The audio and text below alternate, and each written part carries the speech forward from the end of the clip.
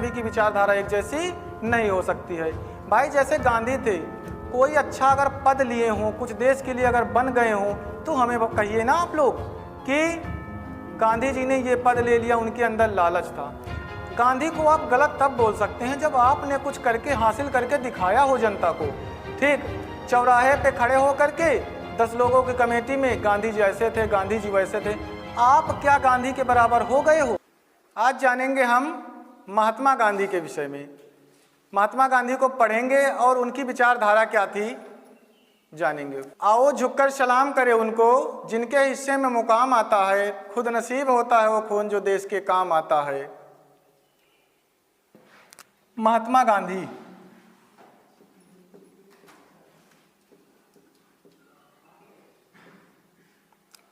महात्मा गांधी बहुत बड़े लीडर थे। कहते हैं ना कि इनसे बड़ा मौस लीडर कोई नहीं था। अगर इन्होंने कहा कि युद्ध करो तो जनता ने किया, अगर इन्होंने कहा कि बंद कर दो तो जनता ने युद्ध बंद कर दिया। इतना मानते थे महात्मा गांधी को। देखो विचारधारा है। अब जैसे कई लोग कहते हैं कि गांधी की सोच गलत थी। देखो सुभाष चंद्र बोस ने भी जब अंतिम समय में मुक्त भारत रेडियो बनाया था जर्मनी, वहां से इन्होंने मैसेज दिया किसको? महात्मा गांधी को, कि सर गांधी जी को क्या कहा था? राष्ट्रपिता की उपाधि किसने दी थी? सुभाष चंद्र बोस ने।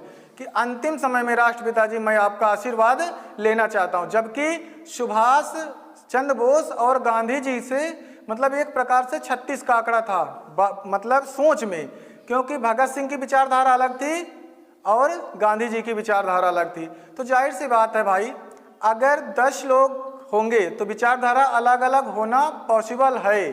भाई जैसे मान लो हम हैं या आप लोग हैं तो सबकी विचारधारा एक जैसी नहीं हो सकती है। जैसे एक ही घर में 4 भाई बहन हैं तो क्या चारों की विचारधारा एक जैसी हो सकती है? तो कभी नहीं होगी। उसी तरह गांधी की विचारधारा अलग थी और क्रांतिकारी विचारधारा अलग थी। इसमें गलत कोई नहीं था, ठीक ना। हम किसी को गलत क्यों कहें? जब हम उस काबिल पहुंच जाएं तब गलत कहें ना। उन्होंने देश के लिए किया। गांधी जी ने कौन सा ऐसा पद लिया बताइए? केवल 1924 में बेलगांव कांग्रेस के अध्यक्षता एक बार सिर्फ की। पंडित जवाहरलाल नेहरू को प्रधानमंत्री बना दिए, ठीक ना। सबको सब पद दे दिए, अपने हाथ खाली रखें और एक धोती में अपनी पूरी जिंदगी बिता दिए। अमीर घर से थे, उनके पिताजी राजकोट के दीवान थे। सोच लो उस खानदान से थे महात्मा गांधी जहां एक भी दुख नहीं था उनके घर पे। राजकोट के दीवान बहुत फेमस प्रसिद्ध दीवान थे। तो महात्मा गांधी का जन्म 2 अक्टूबर 1869 को हुआ। 2 अक्टूबर 1869 पोरबंदर गुजरात में हुआ। पोरबंदर गुजरात में, ठीक ना। पोरबंदर गुजरात, ठीक। अब 2 अक्टूबर 1869 को पोरबंदर गुजरात में। इनके पिता का नाम करमचंद गांधी था। पिताजी का नाम था करमचंद गांधी। करमचंद गांधी। माता का नाम था पुतली बाई। माता का नाम था पुतली बाई। और जो इनकी पत्नी बनी कस्तूरबा गांधी। कस्तूरबा गांधी। इनके पिताजी जो थे राजकोट के दीवान से, प्रसिद्ध दीवान, खाता पीता खानदान था। फिर भी जीवन महात्मा गांधी कैसे जिए? गरीबी का। पढ़ लिख चुके और जैसे पढ़ाई लिखाई इनकी पूरी हो गई उसके बाद इन्होंने कहा कि मैं इंग्लैंड जाऊंगा, अंग्रेजों के देश में पहुंचूंगा और क्या करूंगा अंग्रेजों के देश में? पढ़ाई करने के लिए गए थे। किस चीज़ की पढ़ाई करने के लिए? बैरिस्टर मतलब लॉ पढ़ने गए थे के लिए। तो ये 1889 में चले जाते हैं इंग्लैंड और 1891 तक वहीं रहते हैं। 91 में वापस आते हैं। वकील तो बन जाते हैं अच्छे भाई। 1889 में गए, 1891 में वापस आ गए। बैरिस्टर तो बन गए, वकील तो बन गए। छोटे मोटे केस लड़ने लगे। कहाँ पर? गुजरात और मुंबई का, जो बम्बई का क्षेत्र था महाराष्ट्र वाला। लेकिन इनको महात्मा गांधी को था कि कोई एक अच्छा सा केस मिले जिसकी मैं पैरवी करूं। इनको केस की तलाश थी। दादा अब्दुल्ला का नाम सुने होंगे, दक्षिण अफ्रीका के एक बहुत फेमस व्यापारी थे। वो एक केस में फंसे थे। महात्मा गांधी से पूछें, कहें कि आप मेरे देश आ जाइए, मेरे केस की पैरवी कर लीजिए, क्योंकि आप अभी नए नए पढ़े हैं। उस समय महात्मा गांधी महात्मा बिल्कुल नहीं थे, ठीक ना, एकदम नवयुवक थे। फिर इन्होंने सोचा कि 1893 में ये कहाँ चले जाते हैं, अपना बोरी बिस्तर बांधते हैं और दक्षिण अफ्रीका के लिए रवाना हो जाते हैं। दक्षिण अफ्रीका पहुँचते हैं तो वहाँ की एक इनकी हियरिंग थी, एक दिन की, और कुछ किलोमीटर की यात्रा थी। वो यात्रा क्या थी? डरबन एक पड़ता है रेलवे स्टेशन, डरबन से प्रिटोरिया, डरबन से प्रिटोरिया एक रेलवे स्टेशन तक की यात्रा थी। उसके बीच में अंग्रेज ने कहा इनसे, ये बढ़िया फर्स्ट क्लास का एसी का टिकट लेकर के, सबसे महंगा जो उस समय का टिकट था, लेकर के बढ़िया अपना सामान के साथ बैठ जाते हैं। तो कुछ 4-5 गोरे अंग्रेज आते हैं, इनसे कहें कि तुम्हारी चमड़ी का रंग तो काला है, तुम इसमें कैसे ट्रेवल कर सकते हो, आप कैसे इसमें यात्रा कर सकते हो। महात्मा गांधी के साथ बहस होती है, और महात्मा गांधी ने इतना गलत व्यवहार कभी नहीं देखा था अपने साथ। उसके बाद बहस होती है, और एक मॉरिस पीटर्सबर्ग रेलवे स्टेशन पड़ता है, पीटर्स मॉरिसबर्ग रेलवे स्टेशन, इस पर महात्मा गांधी को धक्का दे करके सामान के साथ उठा करके फेंक देते हैं वही अंग्रेज जिनसे बहस होती है। ये जो घटना होती है महात्मा गांधी को अंदर तक चुभ जाती है। इतना लगता है कि मैं तो समझ रहा था कि सभी लोग अच्छे हैं या कैसे अंग्रेज व्यवहार कर रहे हैं। और वहीं पर पूरी ठंड, इसी रेलवे स्टेशन पर, पीटर्स मॉरिसबर्ग रेलवे स्टेशन पर सारी रात ठंड में पड़े रहते हैं। और उसके बाद महात्मा गांधी ने एक बात और कही थी, Gandhi was born in India but Gandhi made in south Africa. मतलब ये पहली बार है कि गांधी जी ने कहा, गांधी का जन्म बेशक भारत में हुआ, लेकिन गांधी को गांधी बनाया किसने? साउथ अफ्रीका, यानी दक्षिण अफ्रीका। अगर ये इतना व्यवहार ऐसा अपना देखते नहीं तो इनको तो लग रहा था कि सब कुछ अच्छा है। उसके अगले साल 1894 आता है, नटाल कांग्रेस की स्थापना कर देते हैं। नटाल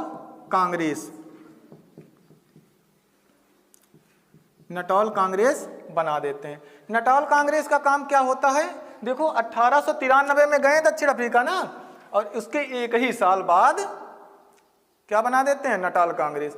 नटाल कांग्रेस का कार्य क्या होता? भेदभाव के खिलाफ कार्य करना।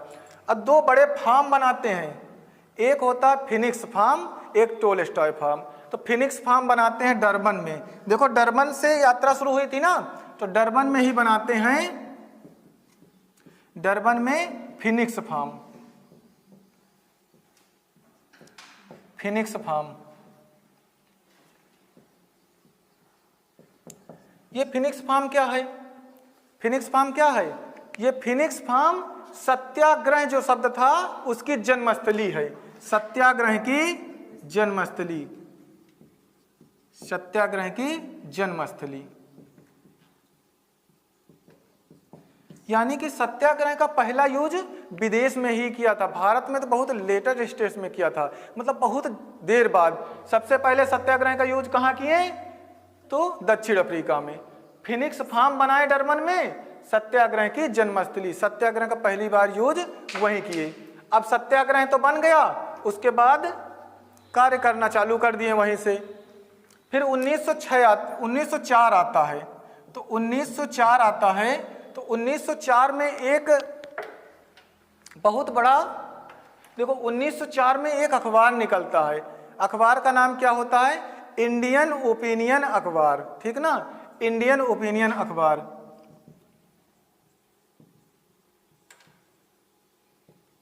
इंडियन ओपिनियन अखबार।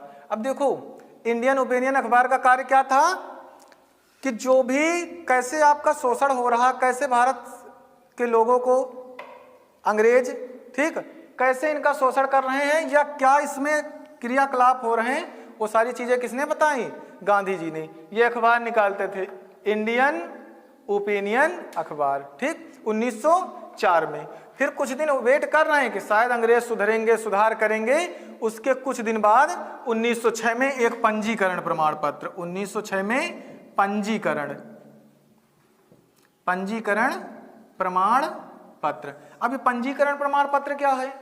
पंजीकरण प्रमाण पत्र का मतलब है कि आप देखो, दक्षिण अफ्रीका में जो भारतीय लोग थे उनको कॉन्ट्रैक्ट पर 10 साल 20 साल के ले गए थे अंग्रेज, वहां मजदूरी मेहनत कराने के लिए। गन्ने की खेती होती थी तो मनुष्य की जरूरत होती है ना, व्यक्ति ही तो करेगा कार्य। तो अंग्रेज ले गए। अब इनको कहें कि अगर आपको यहाँ रहना है, कॉन्ट्रैक्ट जैसे खत्म हो गया 10 साल 20 साल का, अगर आपको यहाँ रहना है तो रहने के पैसे देने पड़ेंगे, अंग्रेज कह रहे हैं। उसके बाद अगर आप कहीं जाते हो तो ये पंजीकरण प्रमाण पत्र रखोगे। जैसे आज आपका आधार कार्ड है ना, इसी टाइप का आधार कार्ड तो आज इज्जत की बात है, लेकिन पंजीकरण कौन रखेगा? केवल भारतीय लोग रखेंगे। अगर आपके पास पंजीकरण प्रमाण पत्र नहीं है तो आपको मारा जा सकता है, पीटा जा सकता है, आपके साथ कुछ भी गलत किया जा सकता है।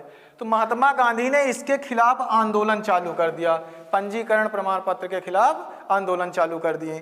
फिर कुछ दिन वेट कर रहे हैं कि शायद सुधार हो। 1909 का साल आता है, ठीक ना। 1909 में एक महात्मा गांधी ने पुस्तक लिखी थी, हिंद स्वराज, ठीक ना। हिंद स्वराज में क्या बताया कि ऐसी पुस्तक थी, गुजराती भाषा में पहले लिखे थे, बाद में ट्रांसलेशन हो गया था, उसका ट्रांसलेट करके दूसरे भाषा में। तो हिंद स्वराज जो पुस्तक लिखे ना, उसमें बताएं वो महात्मा गांधी ने कि भारतीयों के साथ कैसा व्यवहार ये कर रहे हैं अंग्रेज। और भारतीय अगर 1 साल केवल अंग्रेजों के स्कूल में ना जाएं, उनके कॉलेज में ना जाएं, उनके कोर्ट में जा जाए, उनके काम में सहयोग ना करें, तो भारत से अंग्रेज मात्र 1 साल में छोड़ देंगे भारत को। और उसका जो एक्सपेरिमेंट किए थे, कब किए थे? 11 साल बाद 1920 में। किस आंदोलन के रूप में? असहयोग आंदोलन के रूप में, असहयोग आंदोलन के रूप में किए। और 1909 में ही टोलस्टॉय फार्म बनाए। 2 बड़े फार्म बताए थे ना, एक फिनिक्स फार्म, एक टोलस्टॉय फार्म। अब टोलस्टॉय फार्म क्या है? देखो, टोलस्टॉय फार्म में कहें,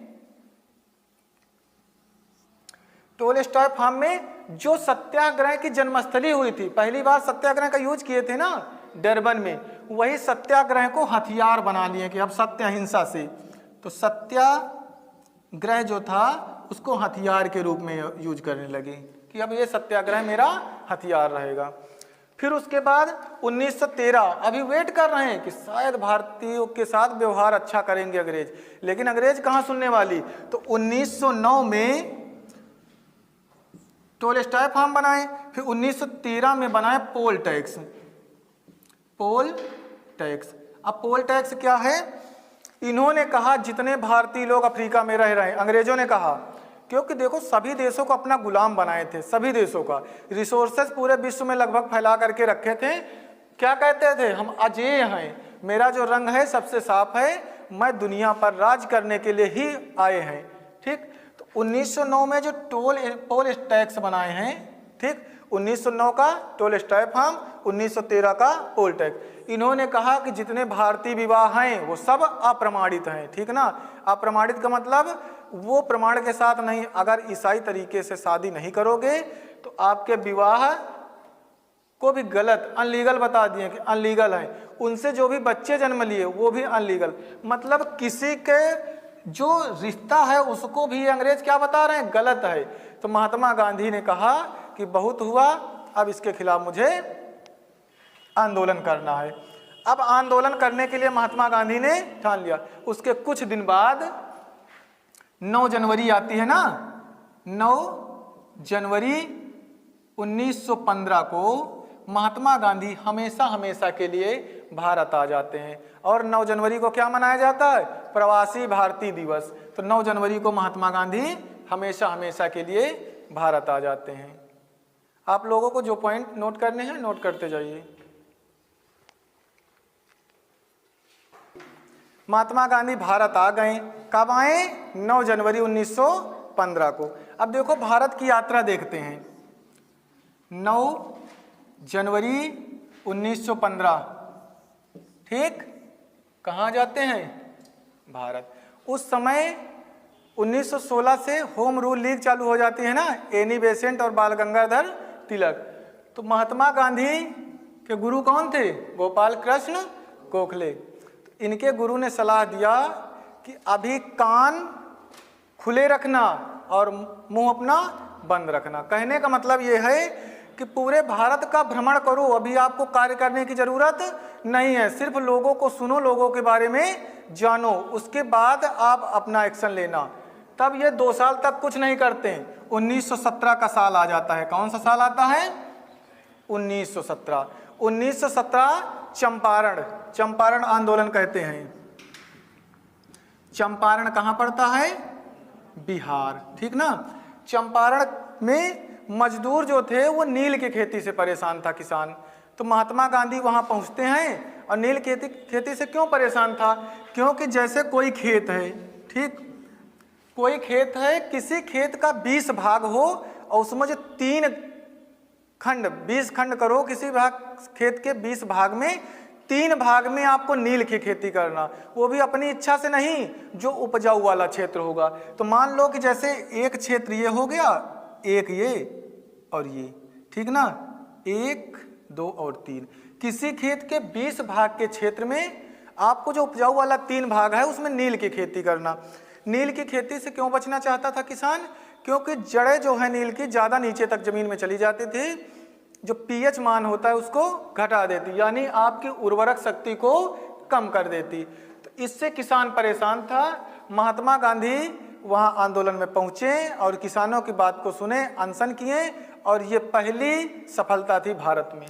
ये आंदोलन सफल हुआ और किसानों को 3 कठिया पद्धति जो थी ना नील की खेती में, 3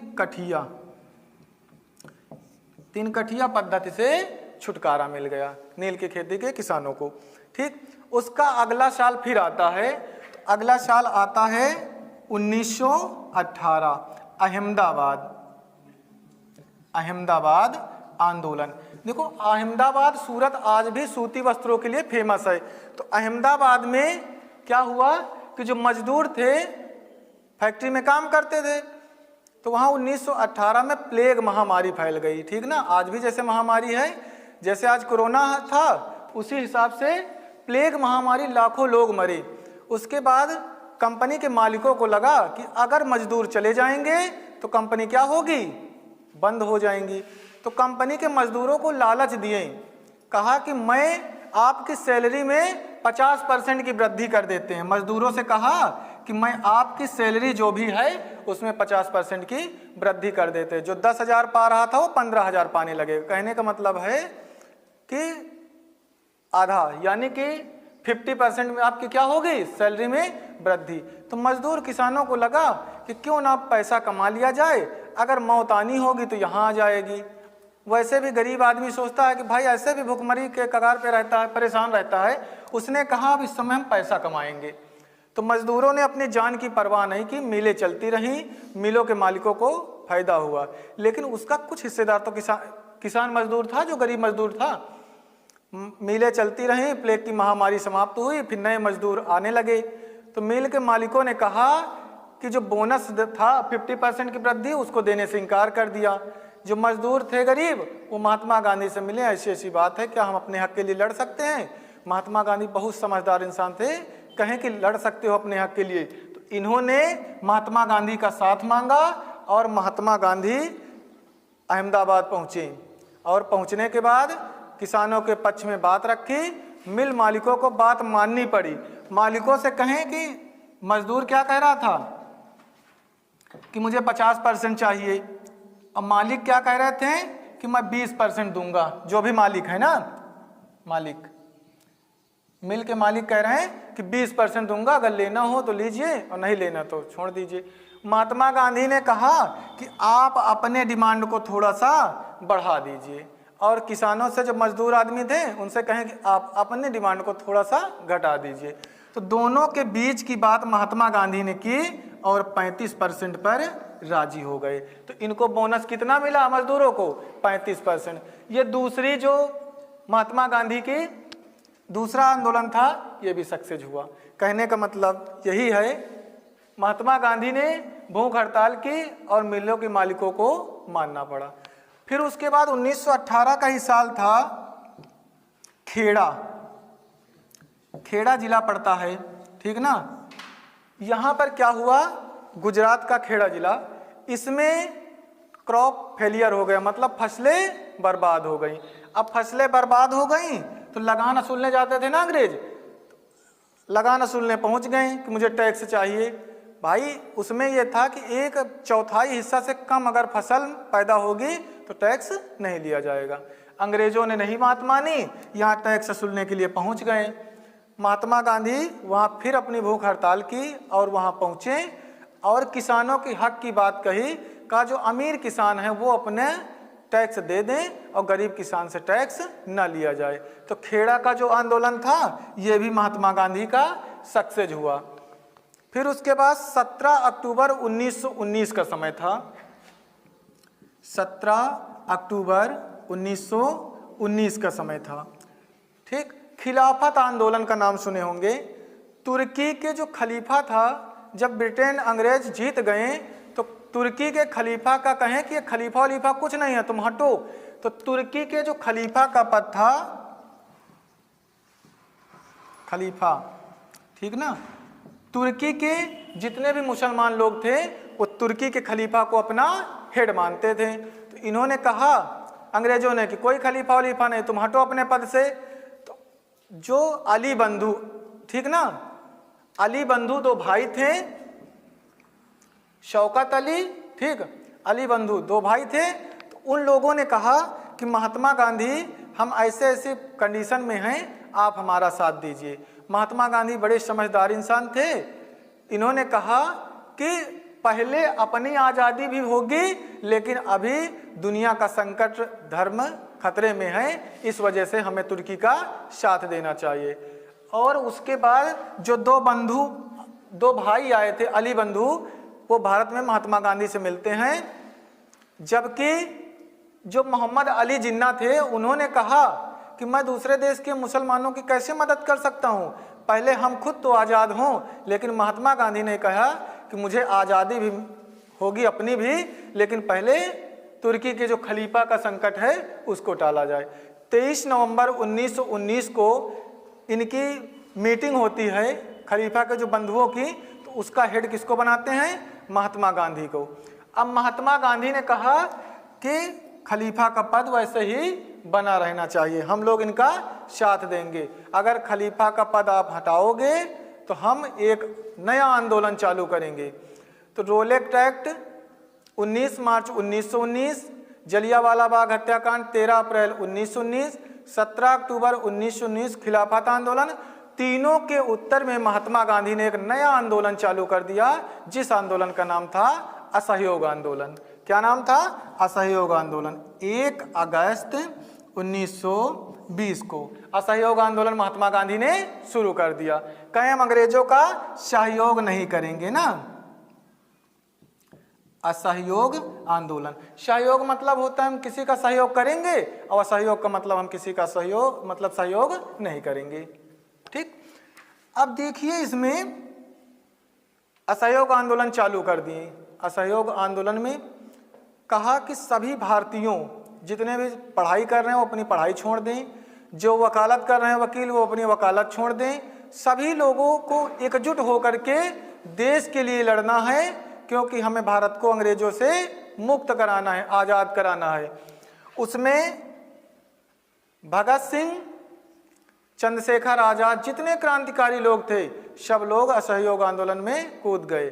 फिर प्रदर्शनकारी भीड़ थाने के सामने भीड़ प्रदर्शन नारे लगा रही थी। उसके बाद पुलिस ने लाठी चार्ज कर दिया, ठीक ना। उसमें कुछ भारतीयों को मृत्यु हो गई थी उसमें, ठीक।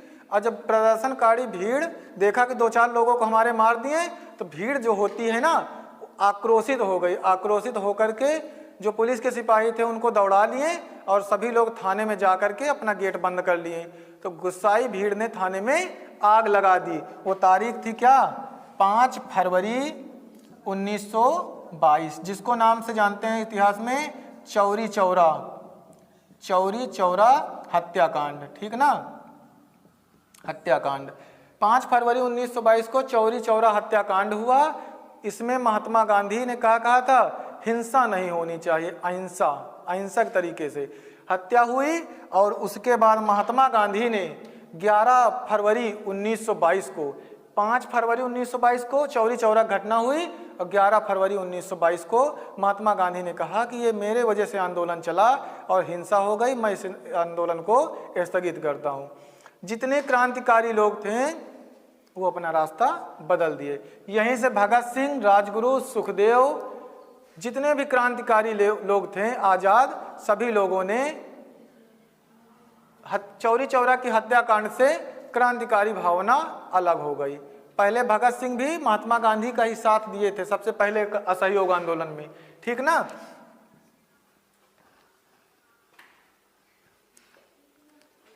अब देखिए चौरी चौरा की घटना के बाद एक पार्टी नई बनती है। कौन सी party? Swaraj party. Swaraj party 1 जनवरी 1923 को स्वराज पार्टी का गठन होता है, मोतीलाल नेहरू एवं चित्तरंजन दास। ठीक, उसके बाद देखो असहयोग आंदोलन तो समाप्त हो गया। क्रांतिकारियों ने एक नया संगठन बना लिया जिसे हम जानते हैं इतिहास में HRA नाम से।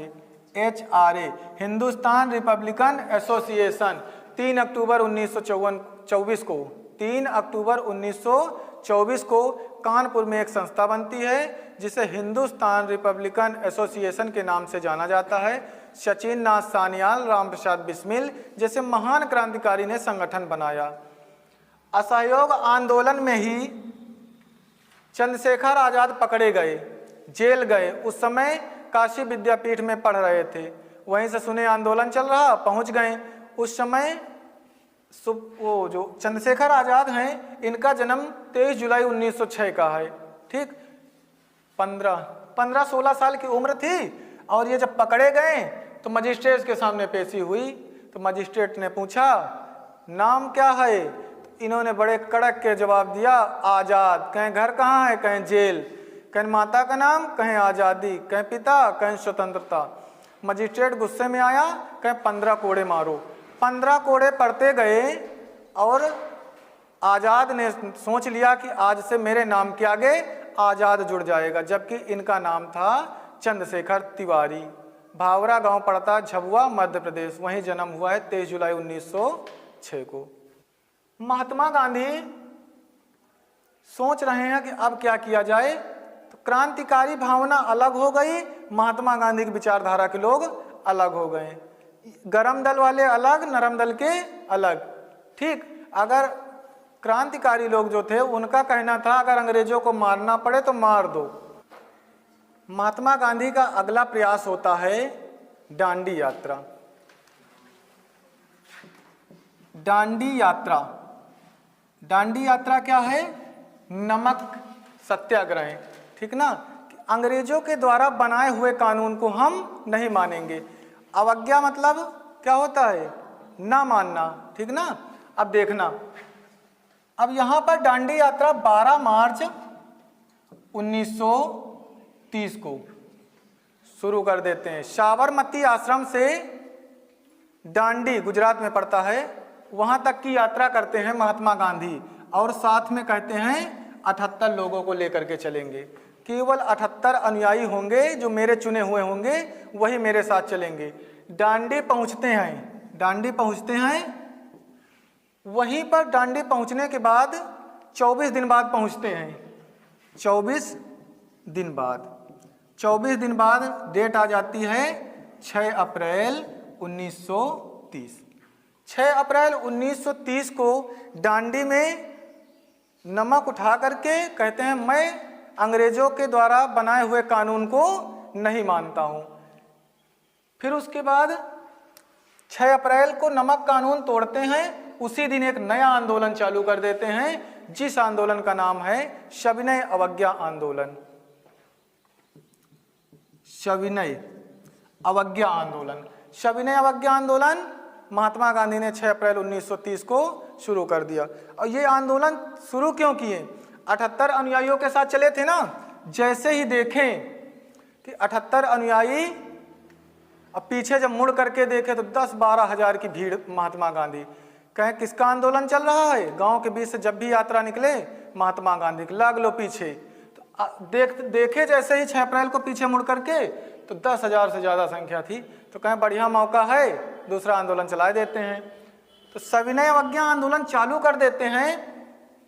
फिर लॉर्ड इरविन उस समय होते हैं। तो लॉर्ड इरविन क्या कहते हैं कि महात्मा गांधी का आंदोलन तो ज़्यादा तगड़ा चल रहा है, ऐसा करते हैं कि गोलमेज सम्मेलन में महात्मा गांधी को बुला लेते हैं, जो महात्मा गांधी की शर्तें होंगी वो मान लेंगे।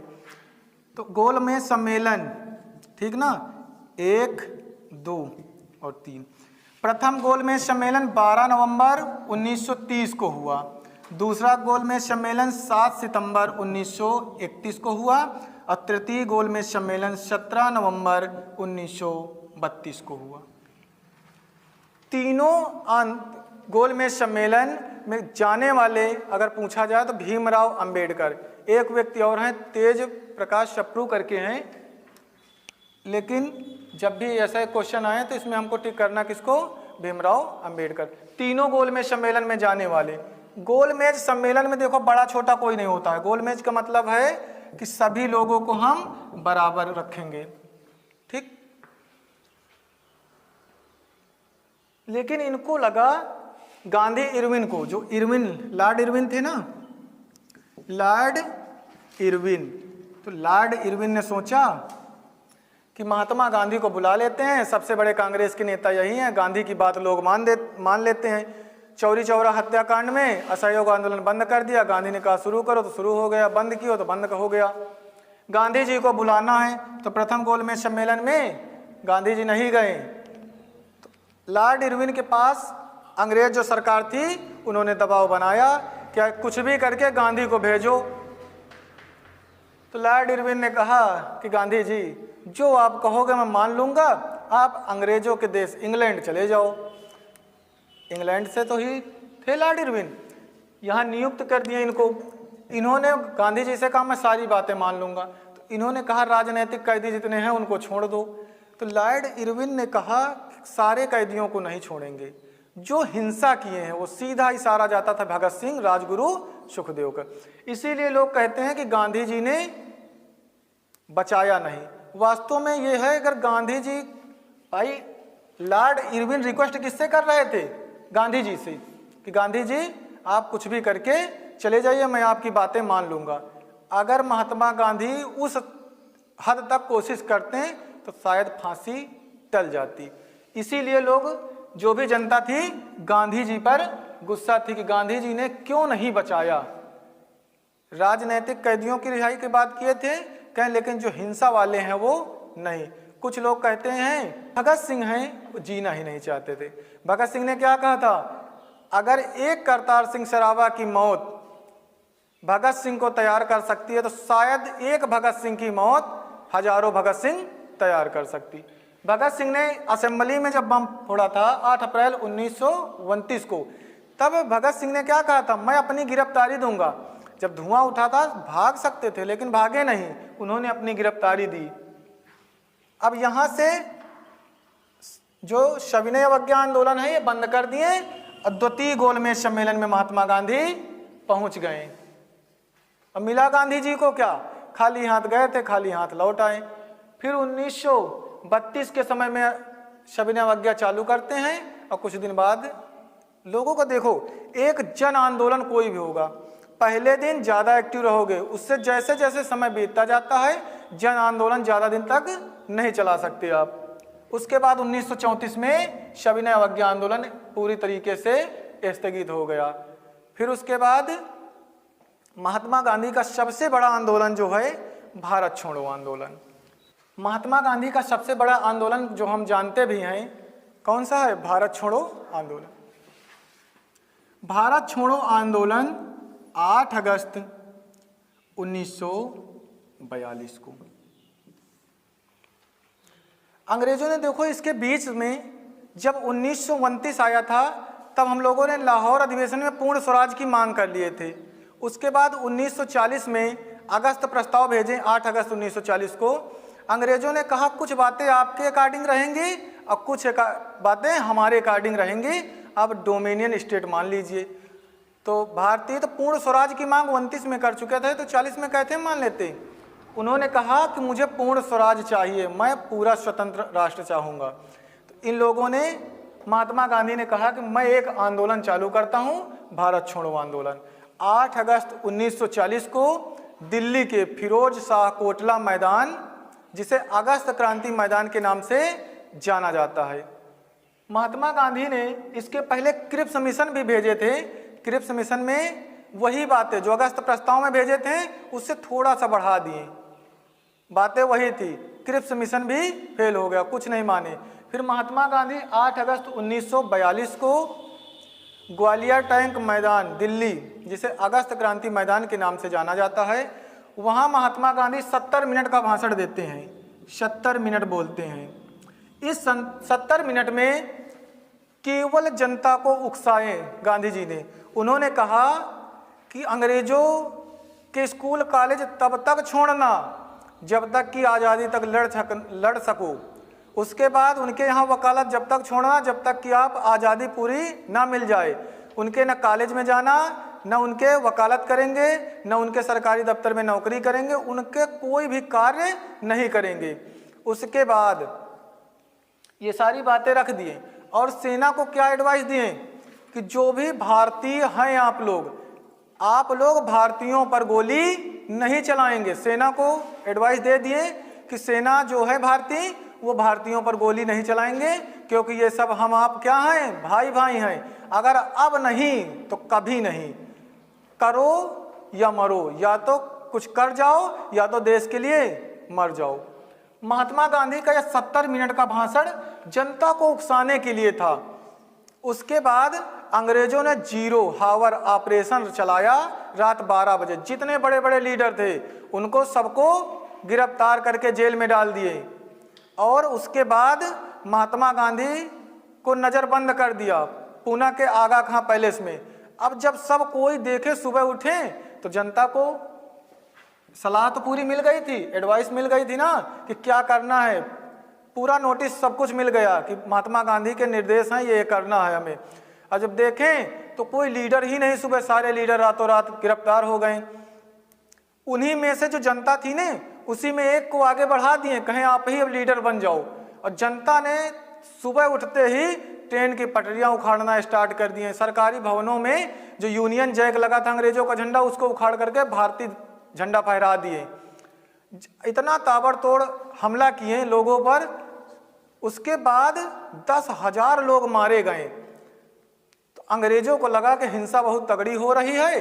अब हमको लगता है कि इस हिंसा को शांत करने की क्षमता किसमें है, गांधी जी में। तो गांधी जी को नजरबंद किए थे, उनको गांधी जी को बुला लिए, कहें गांधी जी आप तो बहुत बड़े हिंसा के पुजारी हैं, हिंसा की निंदा कीजिए।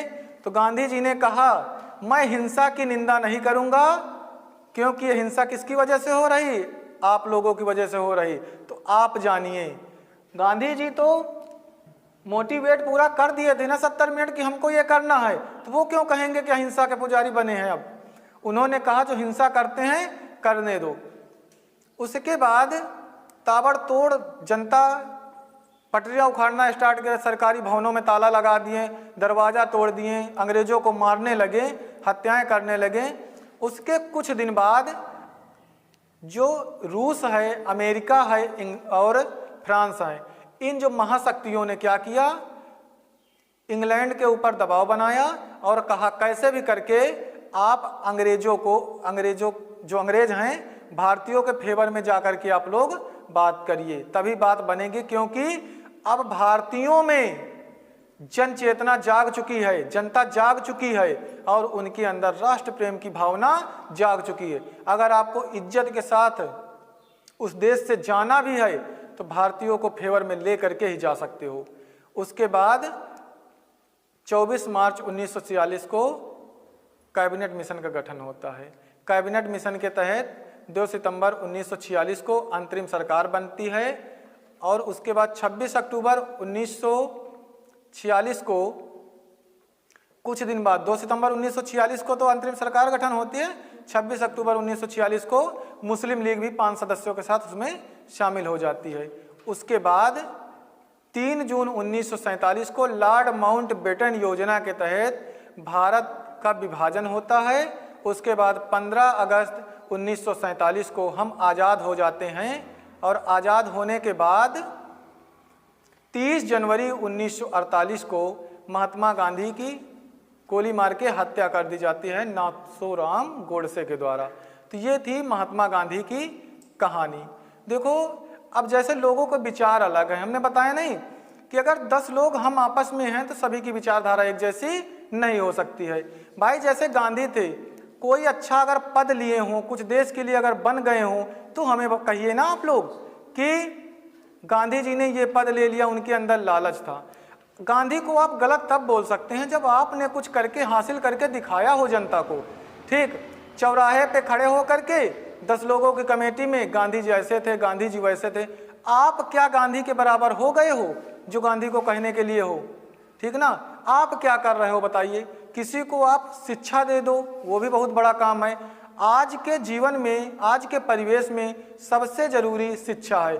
भीमराव अंबेडकर ने भी यही कहा, शिक्षा वो शेरनी का दूध है जो पिएगा वही दहाड़ेगा। शिक्षा जो है समाज का दर्पण है, शिक्षा के बिना कुछ भी नहीं हो सकता है। आपको पढ़ना है, अच्छा बनना है और मेहनत करना है। ठीक ना, तो नमन है ऐसे वीरों को जो देश के लिए इतना कुछ कर गए।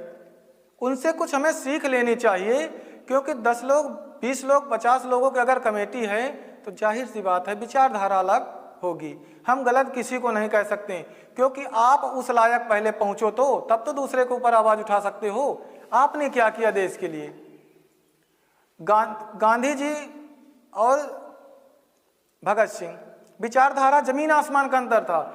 भगत सिंह ने क्या कहा था, अगर गांधी जी या कांग्रेस के अनुसार आज़ादी मिलती है तो सिर्फ पावर का ट्रांसफर होगा, अंग्रेज जाएंगे, भारतीय वैसे ही सीटों पर जम जाएंगे, शोषण वैसा ही होता रहेगा जैसा आज है, बेरोजगारी वैसी रहेगी जैसे आज है, ठीक, भुखमरी वैसे भी रहेगी जैसे आज है।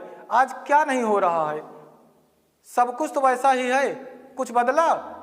इसलिए कहते हैं आज भी क्रांति की जरूरत है, वैसी क्रांति नहीं जैसे भगत सिंह ने की, आज वैचारिक क्रांति की जरूरत है। अच्छे विचार लाओ, आप किसी के लिए अच्छा करोगे तो आपके लिए 100% अच्छा होगा, किसी का आप अनहित करोगे तो आपका भी अनहित होगा।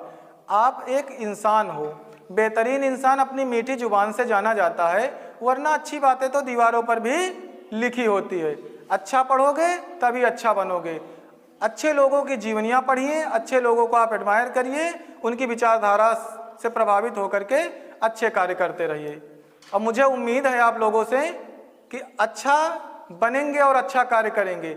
जॉब करो या कोई बहुत बड़ी सर्विस पर पा जाओ, सबसे महत्वपूर्ण बात यह है कि आपके अंदर इंसानियत दिखनी चाहिए। वो इंसानियत आपके व्यवहार से झलकती है।